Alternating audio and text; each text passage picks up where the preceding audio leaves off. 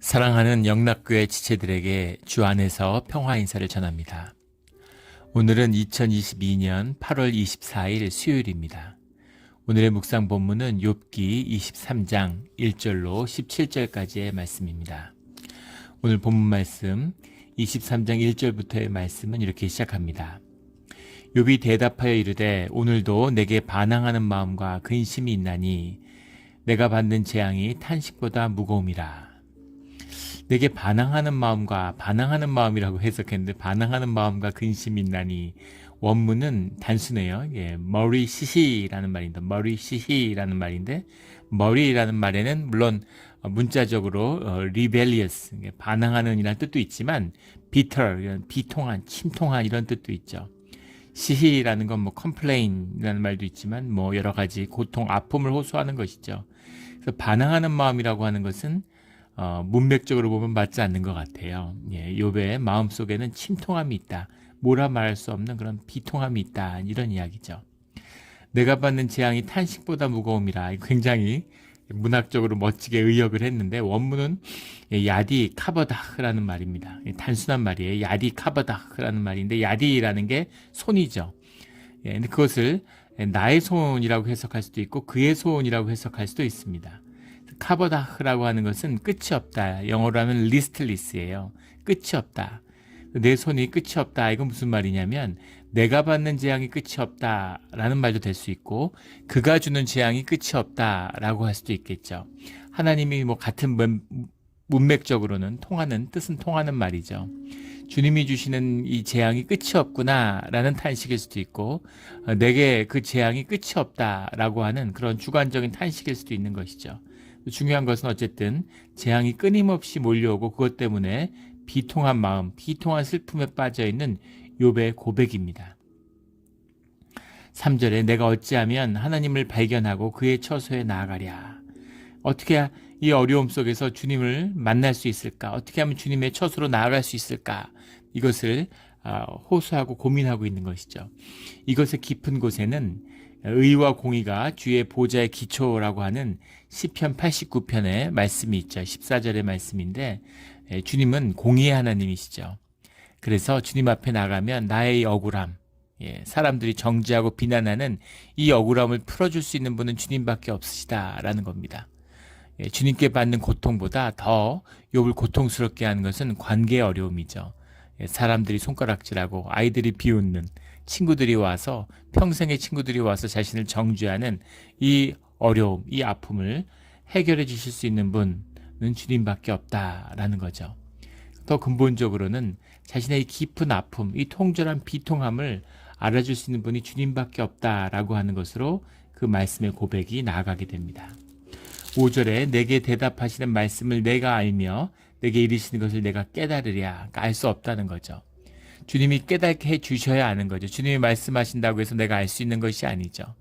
우리가 매일 성경을 묵상한다고 해서 읽는다고 해서 주님의 뜻이 깨달아지는 것이 아니죠. 우리는 새벽에 기도하고 주님의 말씀을 읽으면서 하루를 시작하죠. 그러나 우리가 정말 주님의 말씀을 듣고 싶고 주님의 말씀에 다가가고 싶지만 그것을 깨닫게 해주시고 알게 해주시는 분은 주님밖에 없으시다. 성령의 역사가 없으면 절대 알 수 없는 것입니다.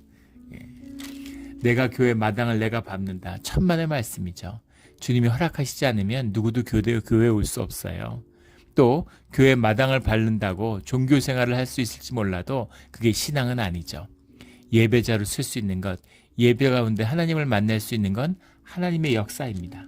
하나님이 하시지 않으면 아무도 할 수 없는 일이죠. 주님만이 하실 수 있는 일이에요.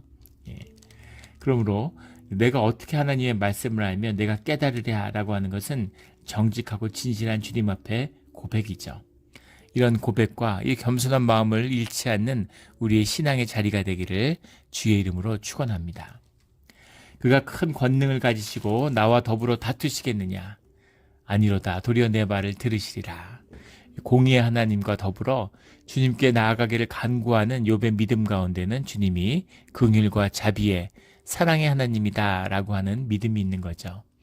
주님이 나와 다투시겠느냐? 주님이 나와 변론하시겠느냐? 그게 아닐 거라는 거죠. 주님 앞에 나아가서 말씀을 드릴 때 주님이 내 말을 들어주실 것이다 라고 하는 주님께 깊이 의지하는 마음이 있는 거죠. 근데 실제로는 나중에 40장에 가면 욥이 하나님을 만나지만 하나님 앞에서 아무 말도 하지 못해요. 정말 주님 앞에 쓴다면 누가 말을 할 수 있겠습니까? 그 압도적인 영광, 그 두려움 앞에 눌려서 한마디도 할 수 없는 것이죠. 그 전능자의 임재겠죠. 주님이 내 말을 들어주실 것이다. 나를 위로해 주실 것이다. 라고 하는 소망을 붙들고 있는 것입니다. 거기서는 정직한 자가 그와 변론할 수 있은즉 내가 심판자에게서 영원히 벗어나리라. 7절에 이 고백, 이것은 주님 앞에서 의롭게 살려고 최선을 다했다고 하는 그런 욥의 정직한 고백입니다. 그래서 주님 앞에 쓰면 그러면 이제 그 심판대에서 벗어날 수 있을 텐데, 주님을 만나기 위한 시련으로 고난을 이해하는 거죠. 주님을 만나면 이 고난에서 벗어날 수 있을 텐데, 그렇죠. 이것입니다. 모든 고난의 본질은 주님을 만나기 위한 여정이에요. 주님을 만나면 더 이상 이게 필요 없는 것이죠. 마치 졸업을 하고 나면 학교에서 중학교를 졸업하면 중학교 공부는 더 이상 필요가 없잖아요. 중학교를 졸업하기 위한 공부였으니까 중학교를 졸업하면 더 이상은 중학교의 공부가 의미가 없죠. 그 대신 고등학교의 공부를 시작하는 것이죠. 그것이 우리의 신앙이 나아가는 길입니다. 신앙이 자라가는 길이죠. 주님이 인도하심이 있는 것 같아요. 우리 교회 새벽 기도를 하는데 정말 이제 가서 아침에 기도를 하면 좀 일찍 오시는 분들도 있고 또 시간에 맞춰 오시는 분들이 계세요. 그럼 뒤에 오시는 분들이 이제 우리 음악을 찬송을 틀죠. 근데 찬송을 틀기 전에는 숨소리가 들립니다. 숨소리가 들려요. 하도 조용하니까. 그런데 음악을 트는데 찬송을 듣는 거죠.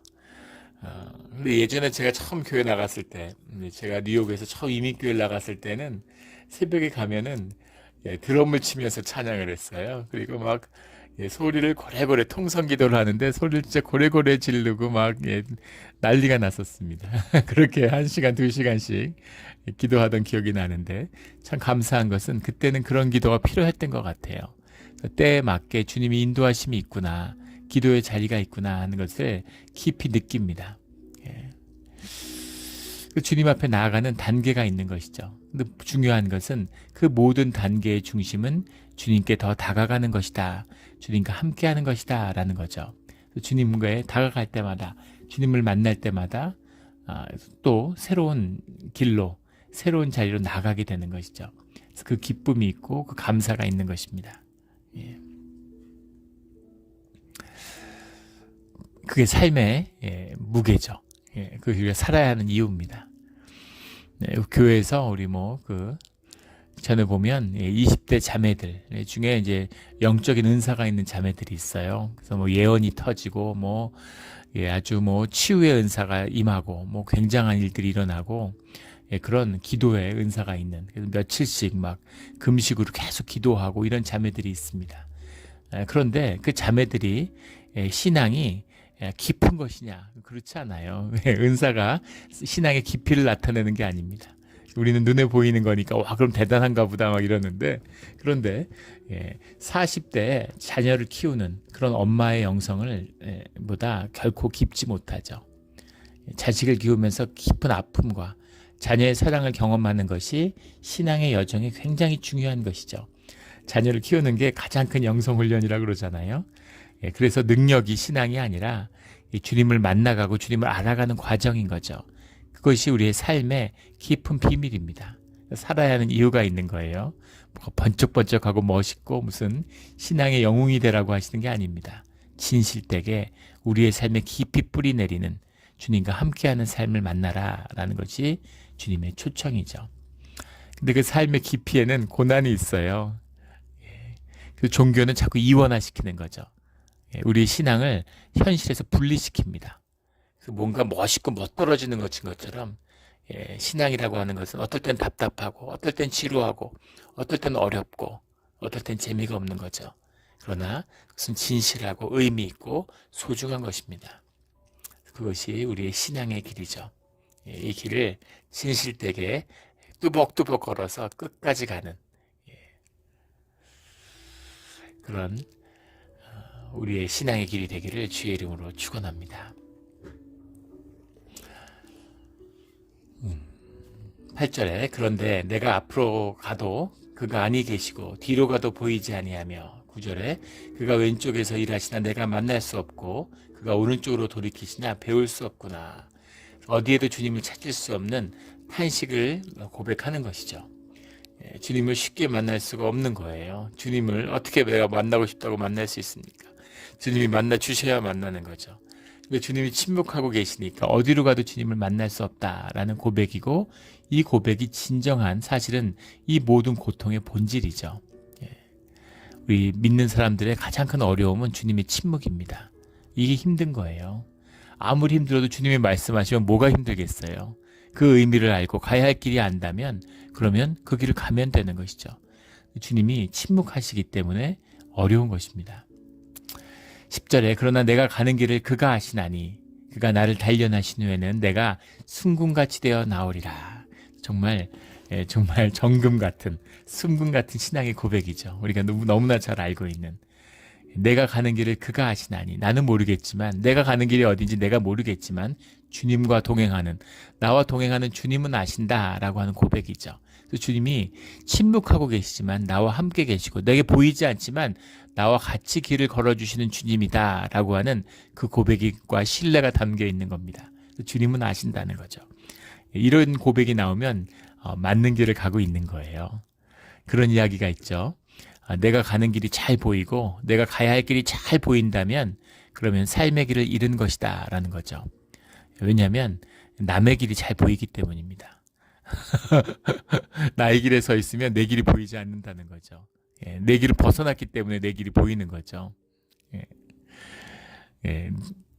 산을 오르는 분들의 이야기를 들어보면, 산을 오르는 분들은 물론 뒷동산 오르고 이런 분들이 아니죠. 이제 그 산을 등반하는 등반가들의 이야기입니다.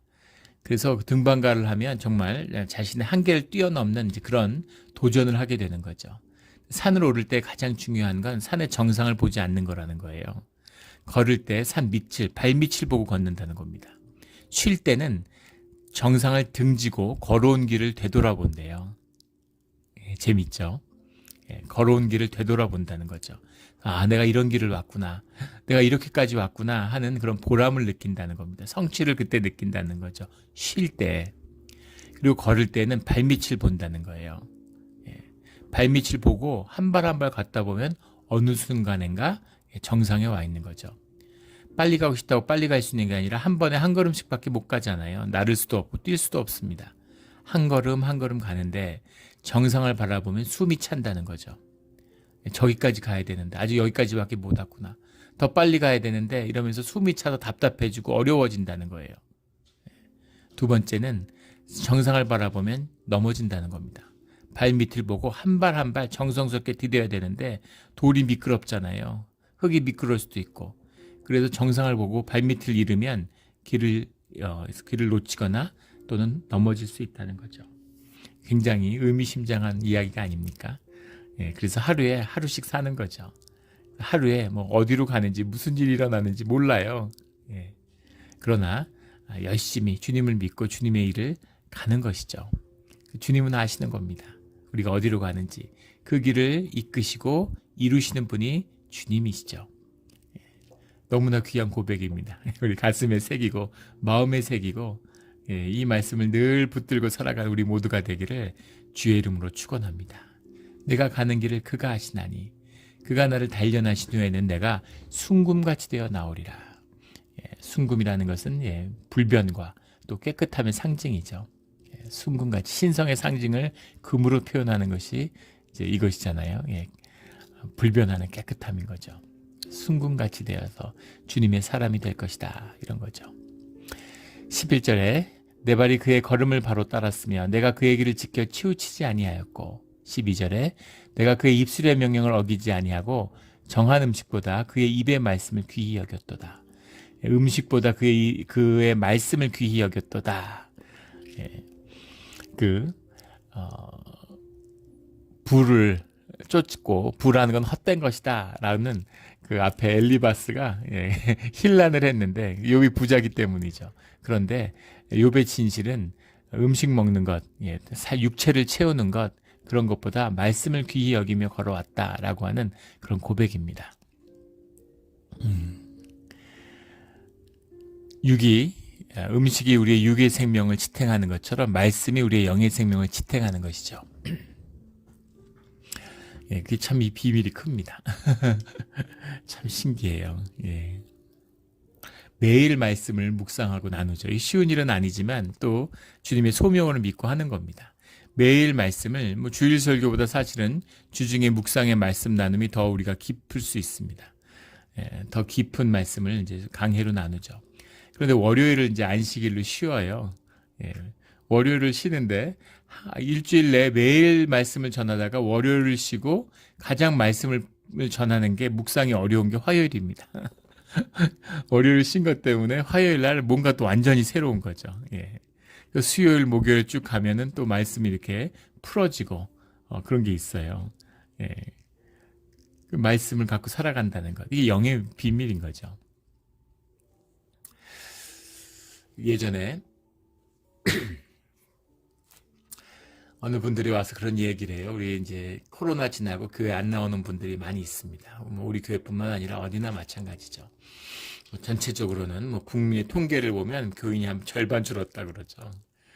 그래서 교회를 왜 안 나오느냐, 왜 안 나올까, 이런 이야기들을 많이 궁금해 하시는데, 이유가 100가지는 될 수 있겠죠. 그런데 그 이유를 하나로 설명하면, 그것은, 하나님의 말씀이, 신앙이 진짜가 아니었기 때문입니다. 가슴 아픈 이야기지만 진실이에요. 저희 예전에 이제 집사람이 떠났는데 장례를 치르고 정신없고 해서 며칠간 식욕도 없고 화장하고 밥을 잘 못 먹었습니다. 며칠 굶으니까 얼마나 배가 고픈지 화장을 하고 온 날인데 밤에 배고파서 잠이 안 와요. 밤에 나와서 햇반 이런 걸 먹는 거죠. 컵밥을 먹는 거예요. 근데 얼마나 맛있는지 그걸 먹는데 뭔가 환멸 같은 게 느껴지는 거죠. 야, 밥이 넘어가냐 이런 마음인 겁니다. 며칠 굶으니까 배가 고프고 밥을 먹는 거예요. 심지어 밥이 맛있는 겁니다. 왜 밥을 먹을까요? 우리 육의 생명이 있기 때문입니다. 육의 생명이 살기 위해서는 밥을 먹어야 되는 거예요. 영의 생명은 어떻게 살아갈까요? 뭘 먹고 살아갈까요? 말씀을 먹고 살아가는 것입니다. 말씀을 먹어야 돼요. 말씀을 안 먹었는데 1년을 안 먹고 2년을 안 먹었는데 아무렇지 않다. 이거는 생명이 없는 거예요. 성경에서는 그것을 잠들었다, 죽었다라고 이야기합니다. 성경이 이야기하는 죽음은 육신의 죽음이 아니라 영의 죽음이죠. 말씀을 안 먹어도 살아있죠. 육은 살아있지만 영은 죽었기 때문에 아무 상관이 없는 겁니다. 예배를 드리든 안 드리든 말씀을 묵상을 하든 안 하든 아무 상관이 없어요.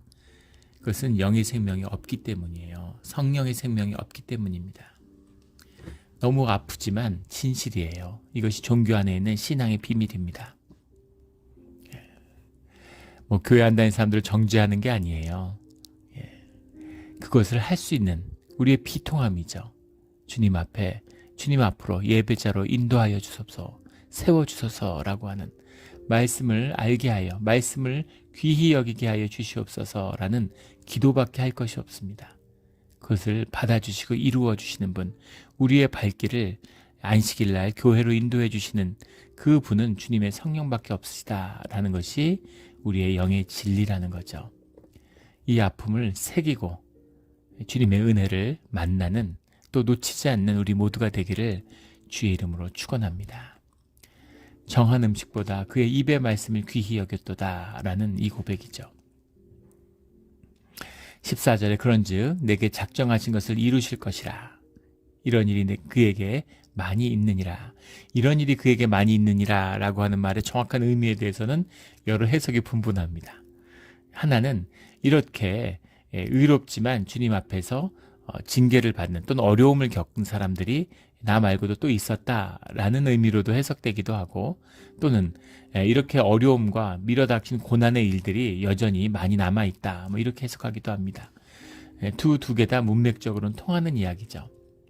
15절에 그러므로 내가 그 앞에서 떨며 지각을 얻어 그를 두려워하리라. 경외하는 마음입니다. 주님을 다가갈수록, 주님을 알아갈수록 점점 더 두려움이 커지는 거죠. 경외하는 마음, 그 마음이 있어야 되는 거죠. 하나님이 나의 마음을 약하게 하시며 전능자가 나를 두렵게 하셨나니, 17절에 있는 내가 두려워하는 것이 어둠 때문이나 흑암이 내 얼굴을 가렸기 때문이 아니로다. 지금 그 엘리바스가 어둠과 흑암이라는 게 너의 죄 때문에 어두움 속에 빠진 것이 아니냐라고 이야기하는데, 어둠과 흑암 때문에 두려움을 느끼는 것이 아니라 주님의 침묵 또는 더 나아가서 주님의 임재 그 자체가 내 두려움의 원천이다. 두려워하는 것이 주님밖에 없는 것이죠. 이것이 주님을 이렇게 묶인 자, 주님을 두려워하는 자는 세상에 두려워할 것이 없습니다. 그런데 주님을 두려워하지 않는 자들은 세상의 모든 잡스러운 것들을 다 두려워하죠. 먹고 사는 걸 두려워해요. 이것이 우리 인간의 모습이죠. 주님을 경외함으로 정한 음식보다 그의 입의 말씀을 귀히 여김으로 이 영의 생명이 나를 주장하는, 주님이 나와 동행하셔서 주님은 나를 아시나니 내가 순금같이 되어 나오리라 라는 순금 같은 우리 신앙을 이루어가는 오늘 이 하루의 삶이 되기를 주의 이름으로 축원합니다. 아멘. 함께 기도드리겠습니다. 하나님 아버지 감사합니다. 오늘 귀한 말씀 주시니 감사합니다. 우리 먹는 음식보다, 우리 먹는 옷보다, 세상의 현상의 그 어떤 껍데기보다 주님의 말씀을 귀히 여기는 그런 정한 마음을 주시옵소서. 우리가 고난 가운데 걸어가지만 그 끝에는 정금같이 주님의 형상이 회복되는 내 모습을 만나게 되리라 믿습니다.